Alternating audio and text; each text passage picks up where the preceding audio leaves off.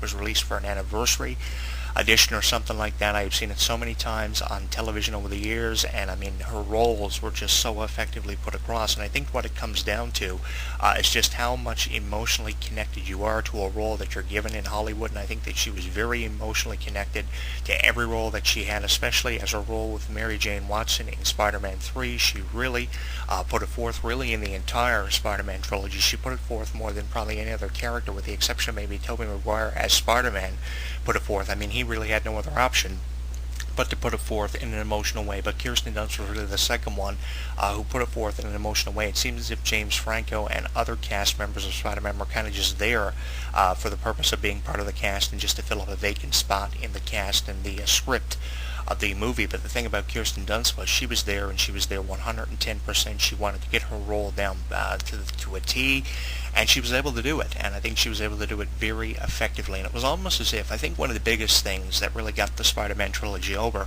was not just the story the comic book was trying to put forth to you on the big screen, but it was also a story that developed over the past 5 years between three cast members, between James Franco, Tobey Maguire, and Kirsten Dunst, that really got you attached to the Spider-Man trilogy. It was like you were seeing two different stories that were placed in two different categories being put forth. It was the story that the comic book was trying to put forth for you, and it was a story that was being portrayed by three individuals who we had never seen in a live-action superhero movie before. I mean, none of these three had experience in a superhero movie.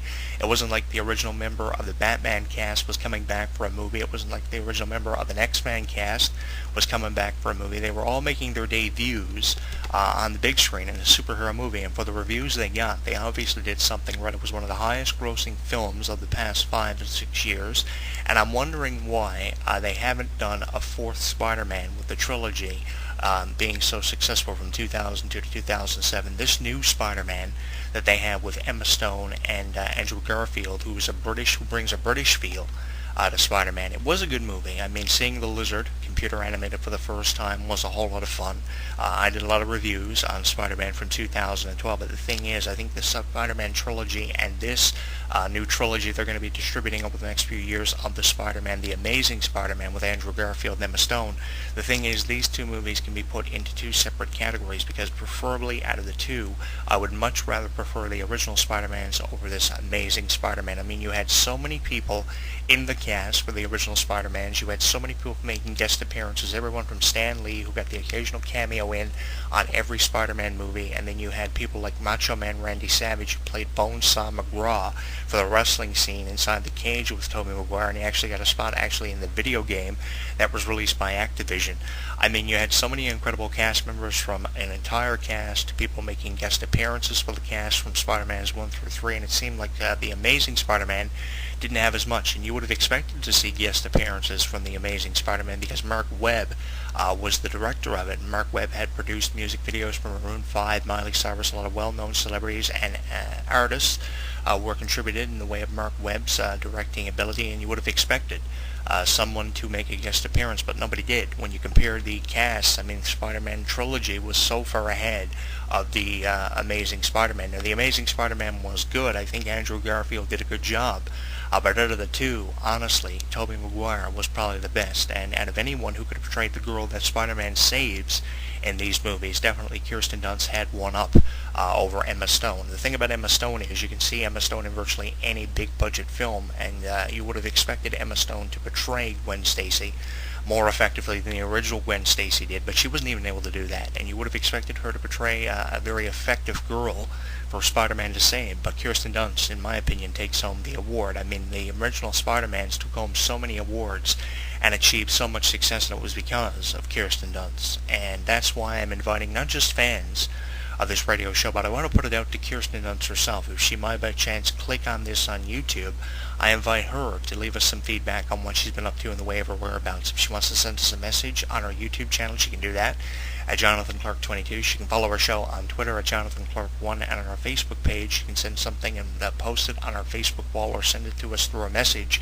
at HGW Entertainment, the chances of that happening are pretty low. But speaking of social media, I find that to be a very powerful tool when you come to find out things about people you haven't heard from in years. It's a great way of connecting with people that you haven't heard from in a very long time, and it's a great way of just finding out information. I mean, sometimes Facebook and Twitter may post things that are inappropriate, but the thing about social media is it is such a powerful tool. And if you were to say that to me 5 or 6 years ago, I would have never believed you and told you that you were crazy. But the thing about social media is, with Facebook now having 7 or 8 years in as one of the top social media websites, yes, it posts a lot of inappropriate things, but it is a very powerful tool when it comes to finding out useful information, especially about your favorite celebrities that may have vanished, in your opinion, for years, like Kirsten Dunts.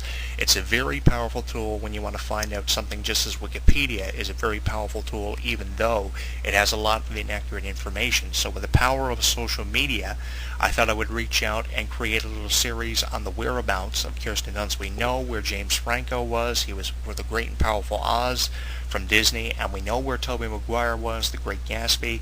I would have much rather seen Kirsten Dunst in Seabiscuit than Tobey Maguire. It was kind of weird seeing Tobey Maguire go all the way from Spider-Man to Seabiscuit, because the role that he had in Seabiscuit as a horse racer was very different and very weird. It was kind of weird seeing Tobey Maguire just a few years after the success of Spider-Man going from that to Seabiscuit. I would have much rather seen Kirsten Dunst in that kind of movie and that kind of role, because that kind of character suited Kirsten Dunst. I would have much rather seen a girl as a horse racer. I think the movie would have been more successful if she would have been in it. And a question that you can kind of ask yourself is, would have Spider-Man been as successful if Kirsten Dunst wasn't a part of the original cast? I know a lot of people out there will probably say yes, but those are judgmental people who don't take time to notice just how effective of an actress she was for that movie. You'll take a look at the animated Mary Janes. You'll take a look at the spin-offs of Mary Janes that have been distributed over the years, ever before the live-action Spider-Man was shot, for voiceovers and stuff, and you'll say that Kirsten Dunst was nowhere near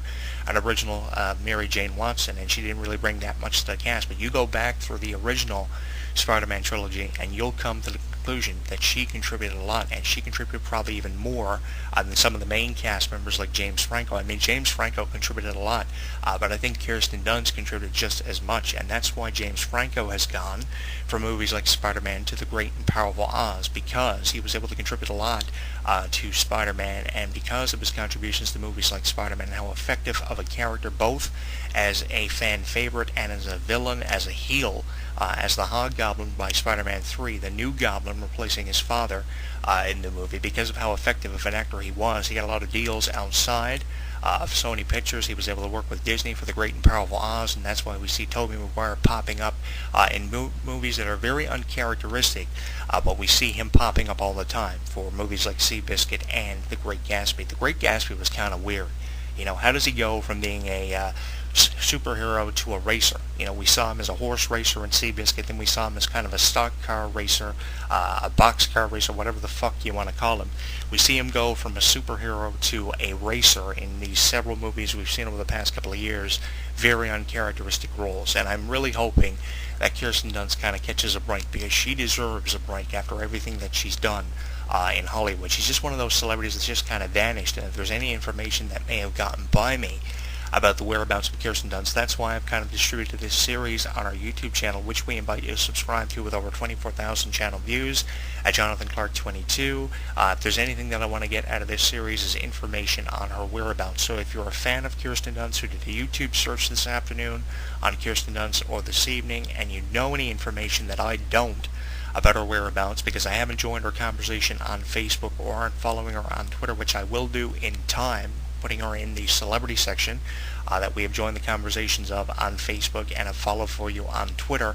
Maybe if we follow her on Twitter, we'll get a lot of tweets, and we'll find out more information on her, because I know a lot of celebrities throw up a lot of things on our Twitter wall in the way of things that they're promoting, and that's usually why they have these Facebooks and Twitter, to increase their promotional campaigns for a movie, a single, or an album they distribute, something they've got coming up. Even if we had some information in the way of a project that Kirsten Dunst has been working on that has yet to premiere for years like 2015, 2016, that would be great too. At least we'd have some information on what she's doing, because right now I know nothing about Kirsten Dunst, and you wouldn't expect that from me. But the thing about being a radio show host and columnist is there is so much to reference and talk about. You just can't get it all in there.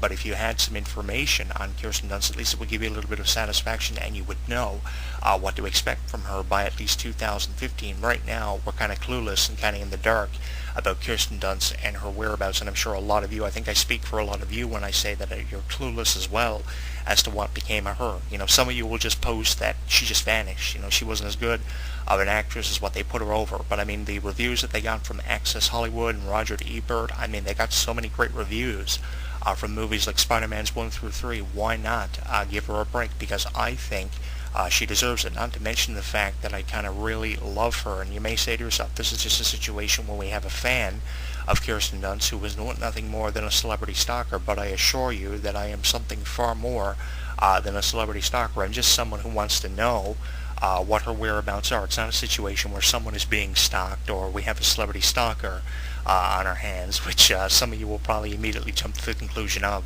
I just want to know where she's been, because it seems as if I've been there for her career ever since the ground up, from movies like The Interview with the Vampire from '94, and of course all the way up to the Spider-Man trilogy from 2002 to 2007. Those were some of the most critical 5 years of my life, being a part of the Spider-Man trilogy and just being a part of her career. After I saw her in the inaugural Spider-Man, I must have went home and did 100 Wikipedia searches and 100 Google searches just to find out different things about Kirsten Dunst, like what her favorite color was, what she liked to do in her pastime, what her history was with her family. I just wanted to know everything about her because I was such a huge fan of just how good of an actress she was in Spider-Man. I thought that was her best role by 2002, and in the other Spider-Man movies to follow as sequels, there were 2 of them. She just got better and better and better, and she just got more emotionally attached to her character. And as I said here earlier, I think what it comes down to is just how emotionally attached you are to a character, and I think that's why Spider-Man got over as greatly as it did from 2002 to 2007. And it was almost as if you were seeing 2 separate stories. The story of the Marvel comic, which debuted in 1962, the same year as a random fact Walmart opened its doors in the United States, the very first Walmart. They released the Spider-Man movie in 2012, 50 years after that comic had dropped. It was almost as if you were seeing a story the comic was trying to distribute, and a separate story between 3 actors and actresses who had never been in a superhero live-action movie before, and for their debuts in this kind of a film and this kind of a production, this kind of a trilogy, they did such an effective portrayal of Peter Parker, Harry Osborn, and Mary Jane Watson, especially the working relationship with Tobey Maguire and Kirsten Dunst. I know Tobey Maguire said for an interview with Ryan Seacrest on the AT40 as one of his special guests in a podcast that I got a number of years ago after Spider-Man 3 had been released. Ryan Seacrest posed the question of would he come back for Spider-Man 4 with the original cast, and there were certain things that had to meet the criteria for Tobey Maguire to do it. He wanted to work with the original cast, which he never got the chance to do because Emma Stone and Andrew Garfield